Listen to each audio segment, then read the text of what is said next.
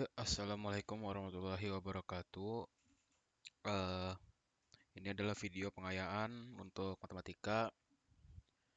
Saya akan menjelaskan materi regresi linear dan analisis korelasi. Nah, sebelumnya, yang dibutuhkan untuk materi ini apa aja? Yang pertama, kalkulator saintifik ya. Mau yang ini kayak, mau yang bentuknya kayak gini, mau yang kayak gini, terserah kalian. Yang penting, kalkulator saintifik. Kenapa? Karena materi ini datanya banyak banget. Sebenarnya opsional, tetapi dengan kalkulator saintifik ini apa kalian ngitung tuh jadi gampang gitu, nggak perlu pakai tulis tangan bikin ini bikin apa, jadi banyak kalau pakai tulis tangan tuh. Kenapa pakai kalkulator saintifik? Ya bikin gampang aja.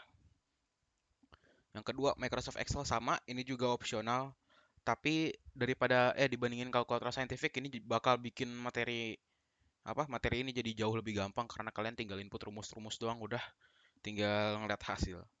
Dan yang paling penting terakhir itu ketelitian. Kenapa? Karena ini adalah materi statistika. Kalian salah input data sedikit aja udah berubah semua tuh. Jadi mau nggak mau kalian harus teliti. Oke, kita lanjut aja langsung. Nah, apa itu regresi linear? Regresi linear adalah teknik statistik yang digunakan untuk memodelkan dan menganalisis hubungan antara satu atau lebih variabel independen dengan satu variabel dependen. Jadi ada yang bebas, ada yang terikat. Nah, kita akan memodelkan dan menganalisis. Misalnya gini nih, garis apa yang dapat menggambarkan hubungan antara variabel X dan Y yang paling terbaik? Di sini kan ada banyak garis, misalnya ini A, yang ini B, yang ini C, yang ini D. Nah, mungkin kita di materi regresi linear ini kita mungkin bisa mencari nih, garis yang mana nih yang bisa menggambarkan hubungan antara variabel X dan Y yang paling terbaik? Apakah garis A, apa garis B gitu. Atau mungkin nanti ada garis yang lebih benar, yang lebih baik gitu, yang menggambarkan lebih terbaik, atau mungkin nanti garisnya seperti ini gitu. Nah, di regresi linear kita akan belajar itu. Kita lanjut aja langsung ke salah satunya nih, metode kuadrat terkecil. Nah, ini nih, metode kuadrat terkecil adalah metode atau teknik statistik yang digunakan untuk menemukan garis best fit. Berarti yang tadi nih ya, garis yang ini nih, kan ada garis A, B, C, D. Nah, mungkin kita bisa menemukan garis yang paling terbaik yang menghubungkan variabel X dan Y ini. Misalnya, oh ternyata garis garis C gitu kalau kita ditemukan, begitu.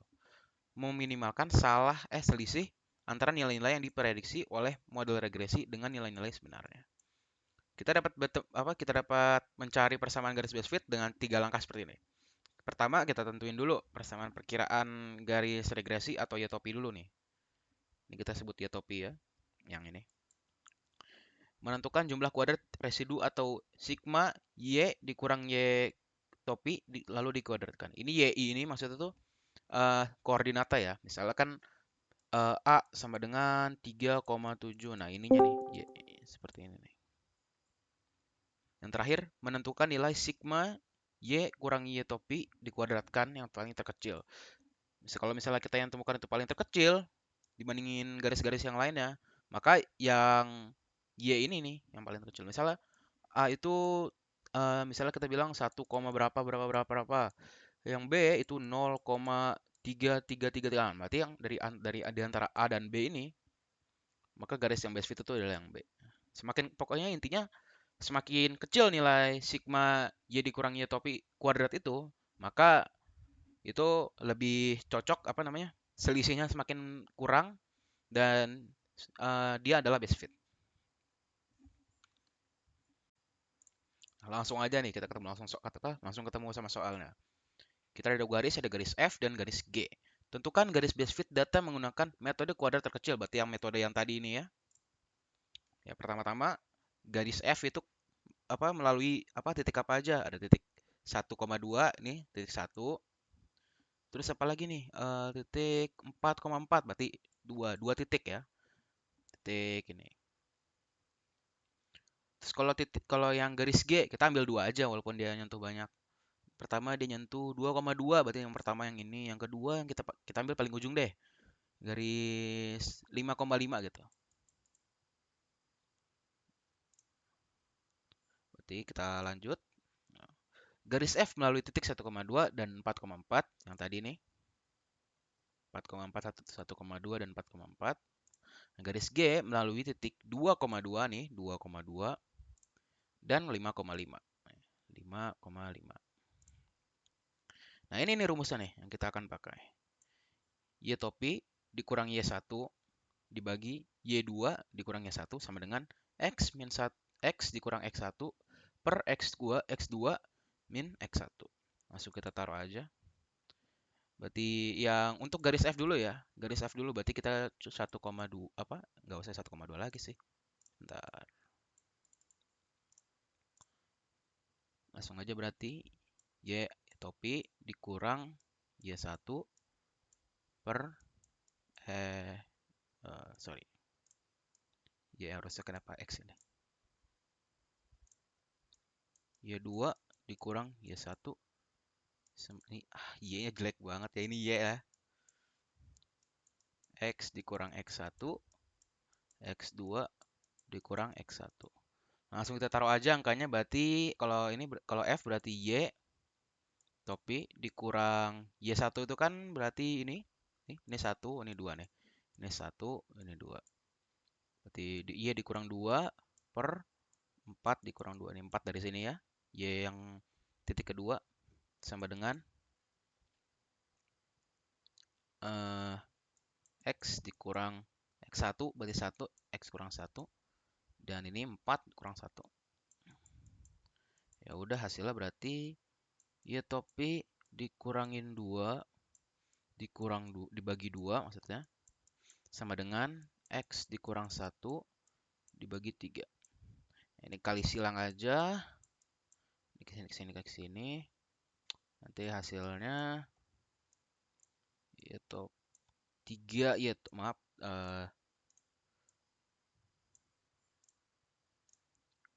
so 3 Y topi dikurang 2 min 2 kali 3 itu kan min 6 sama dengan 2X min 2. Ini kita pindahin enggak, jangan belum. Kita pindah ruas min 6 ke sini. Jadi positif. Berarti jadi 3Y topi sama dengan 2X min 2 ditambah 6 berarti 4 tambah 4. Nah, ini nih. Lalu kita pindahin bagi tiganya ke sini. Karena ini awal kali, kalau kita ubah ke sini jadinya hasilnya bagi. Jadi 2X plus 4 per 3. Nah, ini untuk garis F. Nah, lalu kita cari yang G nih. Garis G. Sama kayak tadi ya, nggak usah ditulis lagi rumusnya. Ngapain? Langsung aja. Y topi dikurang, karena Y1 tadi berarti Y1-nya 2. Dikurang, nih Y2-nya berarti 5. 5 kurang 2 sama dengan X. Ini X ya, emang agak nyambung aja tulisnya. X dikurang 2. 5 kurang 2. Jadinya Y topi kurang 2. Ini 3. X kurang 2. Ini juga 3. Sama dengan, kita kali lagi kan, tadi kali silang, ini ke sini. Yang ini ke sini. 3Y topi dikurangin 6 sama dengan 3X dikurang 6. Ya, ini kesini habis, udah hasilnya 0. Sama dengan 3Y sama dengan 3X. Ya udah, ini tinggal dipindahin lagi aja deh. Y sama dengan 3 bagi 3X. Y sama dengan X. Y lagi. Berarti G sama dengan X. Nah, udah ketemu nih, 2 nih. Nah, terus langkah kedua, menentukan jumlah kuadrat residu. Nah, rumus yang tadi nih, rumus yang Y topi sama dengan 2X tambah 4. Sorry. X 2X tambah 4 per 3. Nah, tinggal kita masukin angkanya dari titik-titik tadi yang ada di sini. Titik-titik 1,2, 2,2, 2,3 kita masukin ke rumusnya. Misalnya ya apa namanya? Yang Y ini nih misalnya nih. Ini nih, kita akan cari. Kita masukin rumus aja deh. Kalau misalnya yang F tadi kan F sama dengan 2x plus 4 per 3. Kalau Y-nya 2 berarti kita masukinnya X1 gitu. Berarti 2 dikali 1 ditambah 4 bagi 3. Ini X ya, yang di sini nih X. Hasilnya 6 bagi 3 berapa? 2. Nah, itu YF tuh itu. Yang Y topi nih, Y topi F. Kalau misalnya yang YG gimana? Nah, karena dia F sama dengan X, ya kan? Y itu Y-nya sama dengan X gitu. Nah, ya udah tinggal kita taruh lagi aja. 1 ya 1, 2 ya 2, 3 ya 3, 4 ya 4 gitu. Jadi, apa namanya? Yang dimasukin ke rumus itu bukan yang Y yang ini. Kita nyarinya yang X gitu. Yang ini nih yang bakal kita masukin ke dalam, yang dimasukin ke dalam rumus yang ini. Rumus. Bukan yang 3 ini yang kita masukin ke rumus, tapi yang 3 yang di sebelah sini. Bukan yang 4 yang di sini kita masukin, berarti yang apa yang 5 sini yang kita masukin. Ya kalau dihitung satu-satu kayaknya nggak mungkin ya, ngapain juga apa namanya dijelasin di sini. Kalian pakai kalkulator aja. Makanya makanya tadi saya bilang pakai kalkulator ya karena itu. Biar gampang, biar nggak apa nulis sendiri banyak banget gitu satu-satu.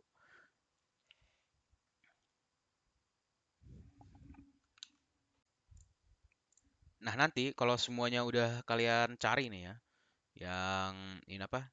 Dari yang hasil dari ini ke YF, ke YG, ya Y topi G gitu. Nah, kalian tinggal bikin yang ini. Y dikurang YF dikuadratkan.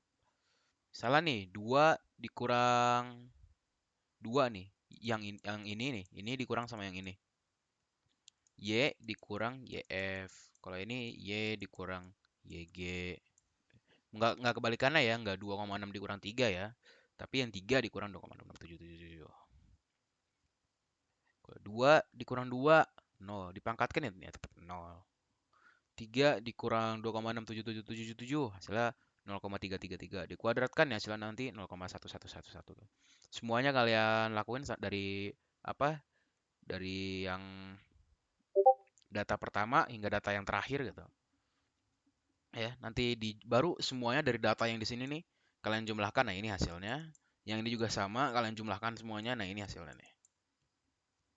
Nah, bisa dilihat kan yang yang lebih kecil yang mana? Yang F gitu, dibandingin yang G. Yang G kan 4, yang ini 1,667. Berarti garis base fitnya yang mana? Garis base fitnya jelas yang ini. Yang ini karena lebih kecil. Ini adalah best fit. Berarti kalau kita lihat ke belakang tadi, nah garis yang ini nih, garis yang ini adalah best fit. Garis yang ini nih yang best fit. Nah, nih tadi nih. Menentukan nilai apa metode kuadrat terkecil. Jika yang ditemukan yang terkecil, maka garis yang itu adalah merupakan garis yang best fit. Nah, garis yang ini nih yang best fit yang tadi nih. Yang paling kecil di mana? 1,67 kan ini lebih besar apa? Lebih besar 4 gitu. Jadi yang ini adalah garis yang best fit. Ini tandanya apa? Eh apa namanya? Dia jarak pokoknya intinya dia perbedaan antara data proyeksi dari sini dibandingin data realnya itu lebih akurat dibandingin yang ini. Nah, oke, kita lanjut ke model regresi linear nih yang kedua nih. Adalah model statistik yang digunakan untuk memprediksi nilai variabel dependen berdasarkan satu atau lebih variabel independen. Ini rumusnya adalah Y sama dengan A ditambah BX. Dengan nilai B adalah N atau jumlah data sigma XY dikurang sigma X, sigma Y dibagi N sigma X kuadrat, ini harusnya X kuadrat ya, dikurangin sigma X kuadrat juga nih harusnya. Sorry. Nah, habis itu baru kita cari A-nya. A-nya adalah sigma Y dikurang B atau data dari sini nih. Sigma X dibagi N. Berarti kita cari B-nya dulu, baru kita cari A-nya. Tentukan model regresi linear dari data tersebut. Gimana caranya? Ya kayak tadi. Cari dulu nilai B-nya berapa gitu. Ini kalian input dulu datanya nih. Kan data yang awal kalian punya hanya segini. Nah, X kuadrat. Ya jelas ya, X-nya dikuadratkan 2 pangkat 2, 3 pangkat 2, 4 pangkat 2, 5 pangkat 2, 6 pangkat 2. Nah, hasilnya nanti ke sini.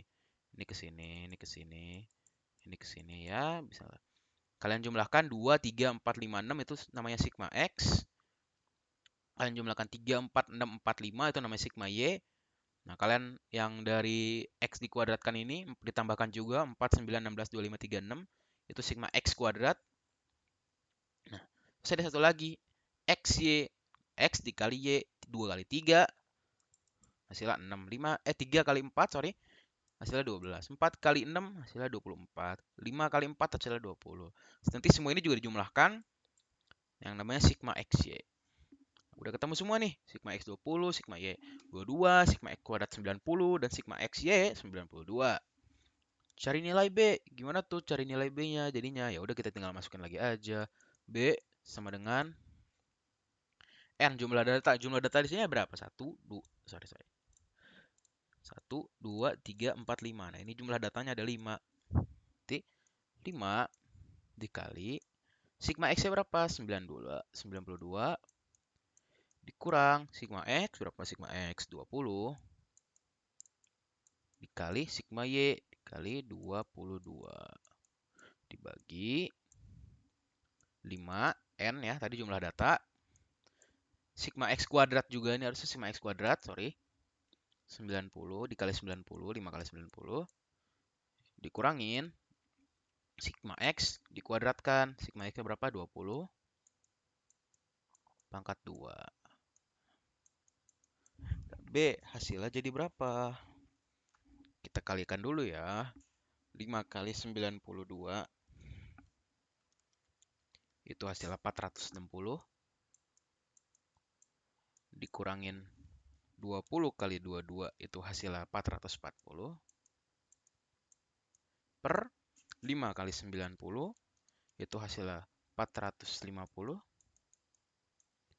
dikurangin 20 pangkat 2 itu hasilnya 400. Jadi berapa? 460 ini hasilnya 20 per 450 dikurang 400 berarti 20 per 50. Atau kalau kita bikin hasilnya 0,4. Nilai B udah ketemu berarti. Rumusnya udah jadi. Y sama dengan A ditambah 0,4 X. Nah, langkah selanjutnya nih. Langkah selanjutnya. Kita cari nilai A. Karena tadi kita B udah ketemu berapa hasilnya? 0,4. Tinggal kita masukin deh. 22. A sama dengan 22 dikurang 0,4 dikali sigma X itu 20 dibagi total datanya ada berapa? Tadi total datanya 5. 22 dikurang 0,4 kali 20 itu hasilnya satu-satu aja ya. 0,4 dikali 20 itu kan hasilnya 8. Berarti 22 dikurang 8 bagi 5. Ini 2 ya, bukan 7.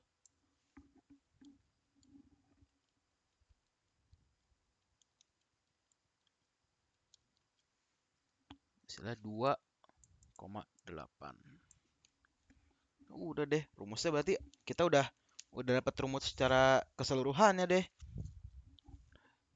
Berarti kita bisa tulis Y sama dengan tadi 2,8 ditambah 0,4 X. Inilah hasilnya. Nah, ini nih bonus nih buat kalian yang punya Excel. Biar apa namanya? Lebih gampang lagi daripada kalian pakai kalkulator, kalian masukin satu-satu ya gitu. Kan tadi yang garis YF kita udah temuin tuh rumusnya apa. Rumusnya itu apa? 2. Kalau buat kalian nih yang apa? Nah, ini nih buat kalian nih, bonus nih. Buat kalian yang punya Excel, biar gampang, nggak ribet gitu. Apa namanya? Pakai kalkulator, kalian input satu-satu gitu kan. Ini lebih apa namanya? Lebih memudahkan lagi, lebih memanjakan kalian lagi, nggak perlu apa namanya? Kalian hitung satu-satu lagi, tinggal tarik aja udah. Kita kan tadi udah nemu, garis CF itu rumusnya adalah 2 X plus 4 bagi 3 kan? Atau kalau misalnya disederhanain bisa lah jadi 2 per 3 X plus 2. Tinggal kita masukin aja berarti rumusnya. YF sama dengan 2 dibagi 3 dalam kurung dikali dalam kurung apa? Kalian pencet yang ini, shift terus tekan yang ini, tambah 2. Nah, udah masuk rumusnya. Sama kayak tadi. Terus kalian tinggal drag aja nih, titik yang di ujung kalian tarik ke bawah. Udah masuk rumusnya. Kalau yang YG tadi kan rumusnya kan sama kan? Berarti tinggal pencet ini aja. Sorry. Tinggal pencet ini, enter, udah dapet rumusnya. Terus tinggal yang ini deh. Kalau ini tinggal pencet yang ini, dikurangin sama yang ini, dalam kurung dulu, sorry, di dalam kurung, terus dipangkat 2, 0 hasilnya. Udah deh, noh, ketemu semua langsung. Kalau yang ini, sama kayak tadi. Ini, dalam kurung, Y, dikurang, YG, dalam kurung, pangkat 2. Sorry.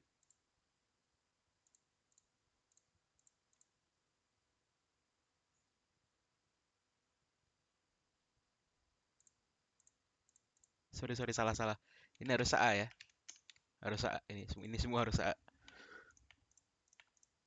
Tadi malah mencet yang rumus yang F. Harusnya ngambil dari sini ya. Nih, kan yang ini kan ngambil dari X gitu. Tadi malah masukin yang sini. Dah. Terus tinggal kita cari jumlah kuadrat residu deh. Berapa? Tinggal kita pakai sum dari sini sampai sini. Ketemu. Kita sum dari sini sampai sini. Ketemu deh, langsung ketemu. Yang base fit yang mana? 1,667. Ini nggak hanya berlaku di metode base, apa namanya? Metode kuadrat terkecil, tapi kalian mau cari x kuadrat, y kuadrat juga bisa, tinggal apa namanya? Kalau misalnya mau cari x kuadrat gitu. Atau apa y kuadrat gitu. Kalian tinggal pencet yang ini, apa namanya? Sama dengan ini pangkat 2. Tarik ke bawah. Yang ini y apa? Yang y kuadrat. Ini pangkat 2. Tarik ke bawah. Terus yang XY gimana yang XY? Kalian tinggal sama dengan ini dikali oleh Y. Tarik ke bawah. Ketemu semua. Jadi di Excel tuh kalian gak usah ngitung lagi. Kalian cuma masukin rumus aja udah dapet ini. Kalian mau gampang statistika, ya pakai Excel atau pakai kalkulator. Gitu. Terus kita masuk ke materi kita yang terakhir, yaitu analisis korelasi. Apa itu analisis korelasi? Korelasi adalah teknik statistik yang digunakan untuk mengukur dan menganalisa kekuatan serta arah hubungan dua variabel. Koefisien korelasi Pearson dapat dirumuskan sebagai berikut. R sama dengan N sigma XY dikurang X sigma X dikali sigma Y dibagi akar N sigma X kuadrat dikurang sigma X dikuadratkan dikali N sigma Y kuadrat dikurang sigma Y dikuadratkan. Ini rumusnya hampir sama seperti yang tadi ya. Yang ini, yang rumus yang B. Bedanya, yang ini ada sigma Y-nya. Bedanya hanya itu. Sama diakarkan. Jadi kalian perlu hafal, ya kalau kalian udah hafal ini harusnya sudah hafal yang rumus yang R ini ya. Yang korelasi Pearson. Nah, ada interpretasinya ada dua. R sama dengan 1 menunjukkan korelasi positif sempurna. R sama dengan min 1 menunjukkan korelasi negatif sempurna. R sama dengan 0 menunjukkan tidak ada korelasi. Adapun interpretasi yang perdatanya nih, R sama dengan 0 sampai 0,2 menunjukkan sangat lemah. 0,3 sampai 0,6 itu sedang. 0,7 sampai 1 itu hubungan yang kuat. Ini berlaku untuk positif dan negatif ya. Sama aja gitu. Bedanya nanti kalau yang positif ya positifnya sangat kuat, tapi kalau yang negatif negatifnya sangat kuat gitu. Langsung aja ke contoh soalnya. Koefisien korelasi Pearson. Tentukan koefisien korelasi yang dari data tersebut. Sama nih datanya kayak tadi nih. Cari data-data yang diperlukan. Ada apa aja? Berarti X kuadrat, Y kuadrat, XY. Kita butuhin sigmanya atau jumlah totalnya. Ya tadi kan udah ya sigma X 20, sigma Y 22, sigma X kuadrat 90, sigma XY. Ini XY kenapa dipangkatkan? Enggak ya, enggak dipangkatkan. Sigma XY itu 92. Nah, yang baru yang kita harus tambahin nih kalau kita mau nyari korelasi Pearson, kita tambahin sigma Y kuadrat. Nah, itu hasilnya 102 hasilnya. Langkah keduanya, masukkan data ke dalam rumus. Nah, rumusnya tadi apa? Rumusnya super panjang ya. Yang R sama dengan sigma N dulu, sorry. N sigma X Y dikurang sigma X sigma Y dibagi akar N sigma X kuadrat dikurang sigma X dikuadratkan dikali N sigma X sigma Y kuadrat dikurang kurang panjang ini dikurang sigma Y dikuadratkan. Kita langsung masukin aja lah, nggak usah ini kepanjangan rumusnya, kalian hafal aja lah rumus yang kayak gini nih.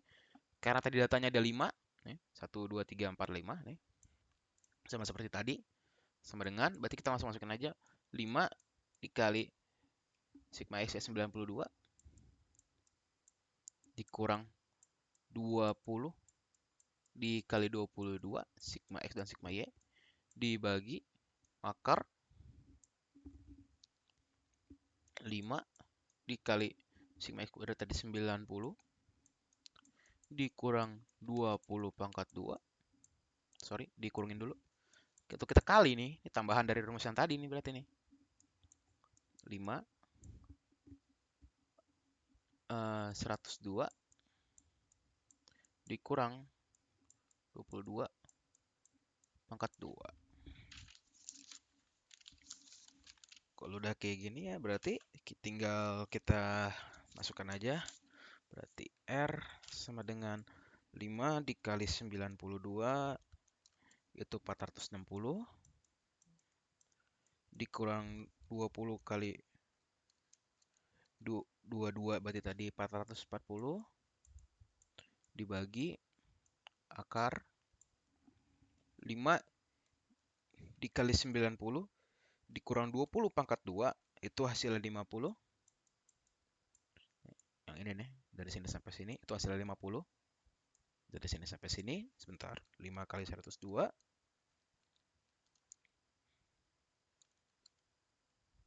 dikurang 22 pangkat 2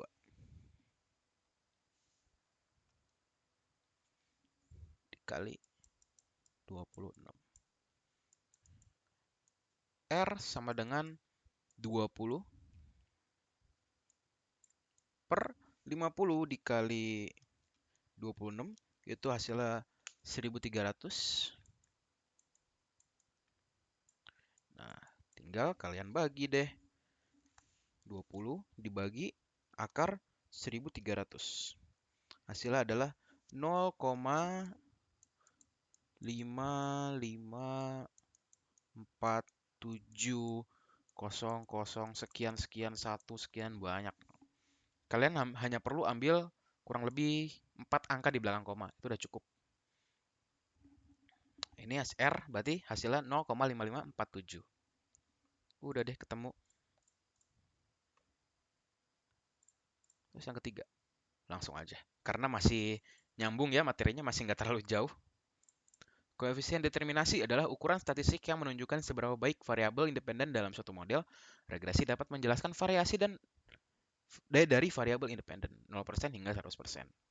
R kuadrat juga nih, harusnya R kuadrat sama dengan R kuadrat dikali 100%. Nah, R tadi berapa kita dapat? 0,5547 kan? 0,5547 dikuadratkan dikali 100%. Kalau kita mau nyari koefisien determinasi dari yang tadi nih, tinggal kita lakukan rumus seperti ini. Hasilnya berarti nanti 0,5547 dikuadratkan, hasilnya 0,30769 ya, berarti kita bulatkan aja ke atas 30,377 dikali 100%. Hasilnya 30,76%. Udah ketemu ini. Sekian sih materi analisis korelasi, cuma sampai situ aja. Berarti tadi dari materi kita dari regresi linear, metode kuadrat terkecil, terus ke model regresi linear, terus kemudian ke analisis korelasi, dan yang terakhir ada koefisien determinasi. Sekian dari saya. Mohon maaf bila ada kesalahan. Kalau ada yang bingung silahkan tanya aja, nggak apa-apa. Wassalamualaikum warahmatullahi wabarakatuh.